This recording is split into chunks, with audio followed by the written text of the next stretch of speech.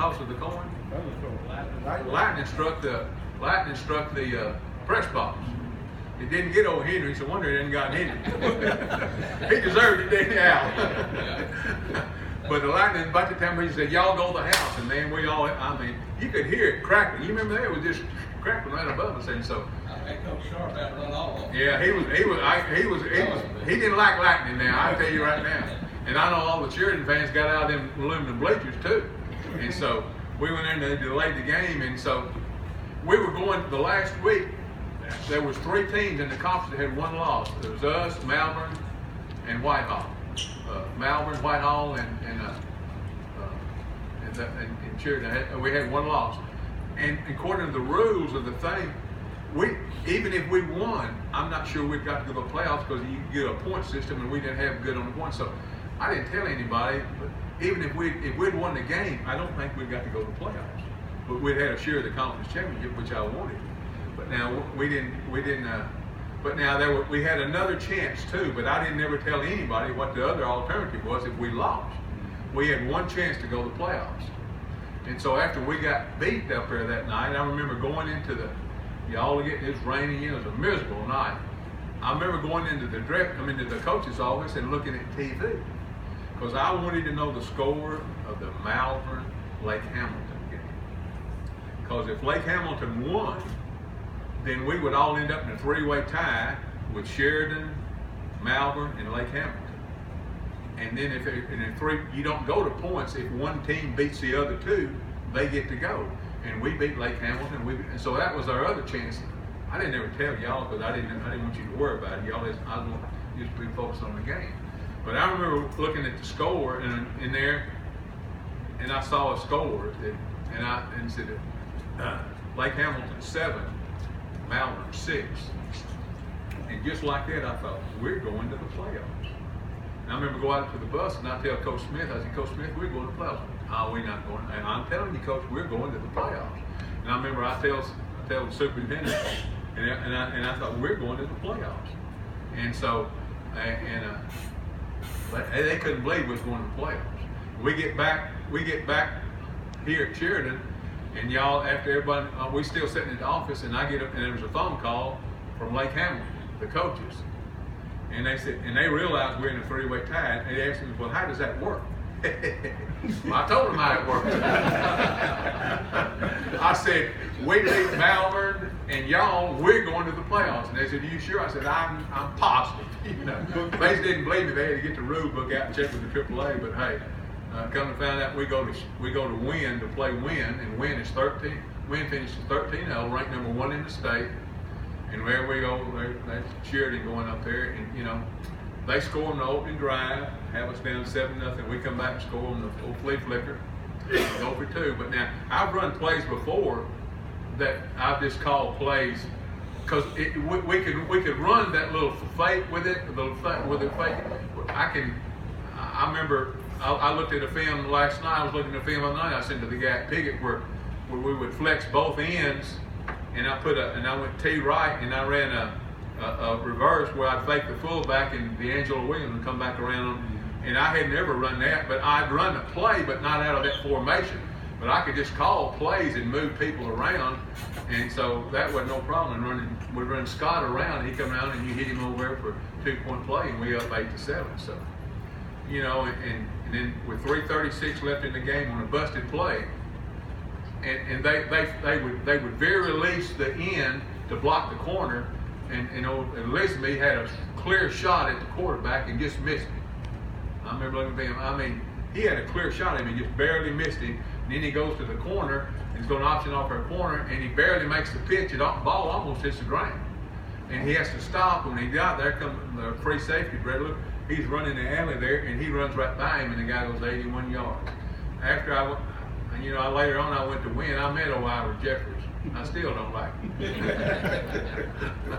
But I met him. But no, it's when I look back at that. But I remember one thing I told you when the season started. I told you, I said, hey, you could be the group that turns it around. Y'all remember that? I said, you could be the group that turns this thing around. I challenged you to do that, and you did. And I don't think I've ever been more proud of a group of young men than I was see what you have done, because parents have suffered. I mean, I felt sorry for the parents here. The parents that I got to know where their kids never had any success at all, you know, because one of the things about moving here in Corning, I had some reservations because Chris was a ninth grader, and we just won it for 4 years in a row in Corning, and I had 15 starters coming back on a championship football team and won it for 4 years in a row, and I knew that we was going to probably win it next year, and I wanted him to play on the championship team and go to the playoffs and do all that's big stuff, you know. You get there and all that stuff, and I thought, well, I'll be fair to him if I do that. But then when I moved here, I didn't know, but it worked out because we got to go to the playoffs and do the things, and you know, because there's nothing like getting on that chartered bus, is it, and riding. You don't forget that, and you know, playing, and until everybody knows you. Because man, we were all over TV and in newspapers around here. There wasn't anything. I guess Sheridan got more publicity that first year than anybody. And everything. So, but it was a fantastic year, one that I'll never forget. And it's because of you guys out here that you busted your tail and got out there and worked hard, and you deserve everything you got, because nothing comes easy in this business. You want to do something, you got to get out there and work and get after it. And hey, that's what I've always done as a coach. And you know, I've been lucky. I've always had kids that would do what I asked them to do and listen to me. You know, they got to listen to you. They got to believe in you, and you would listen to me. And I appreciate that, because it's made. I did this for 39 years, 31 at the high school level, and you know, and I've had some honors. But if you guys hadn't won all those games, it's like I wouldn't have got jack squat. But you know, you got out there and played it, and one of the things I was most proud of, you hear about winning the state championship and all that. I tell you the thing that I'm most proud that I coached high school ball for 31 years. And 16 of those football teams, those kids won conference championships. 16 out of 31. That means you're good every year. That means that you get after it, you play, you know. And that's a pretty good average, you know. That's a pretty good average. And so that tells me something, that we had a good system, we had something that worked, and you guys, within, you know, you believed in it, and you took it, and you ran with it, and look what happened. You know, forever you'll remember that, hey, I was part of that group that turned it around in Sheridan. So Sheridan, you know, and you know, I always real positive about what we were going to do, and I like winning. I don't mind telling you. You're going to play. I don't care what we're going to play. We're going to get after it, you know. And I wanted the best you got it. And sometimes, if you didn't, because I remember I carried all the coaches with me, because the winner of the win had a bye the next week. So I carried all my junior high coaches with me that when we went to win. And I remember at halftime there was somebody that I really fussed at. And it was you. Because I didn't think he was running, and he did a good, but I thought he had a different level. And I remember Coach Woodall, after the game, he said, I can't believe you got all over Crawford at halftime for not running the ball. He said, I thought he was doing pretty good. He said, I learned a lesson that night. He said, when he come out the second half and really started running that football, I thought, my Lord. Because remember, we ran an old 47 belly dive, where you remember that? We'd fake and hit it, run at that linebacker and all that. And I remember all that stuff, man. I got all that stuff down. And shoot, I loved it. But most of all, the young men, and now you've got one playing here and everything. And I'm telling you, it's just been a joy to see you and see you again. I hadn't seen Todd Beck since I forgot that time at Marion, you know, and all you guys. And I'll never forget old Robert and Ed. We had some time, I'll tell you. You know, it was just an unbelievable experience for me, and I'm thankful that you got out there and you played. And oh boy, he loved to run 24 dives. Loved it better than a hog glove slop.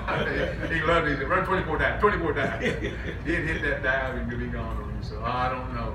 I tell you, I could talk all night about it. It was just a great season and a great team and just an outstanding group of young men. And I just applaud for what you've done. And hey, you made this old man happy. Thank you.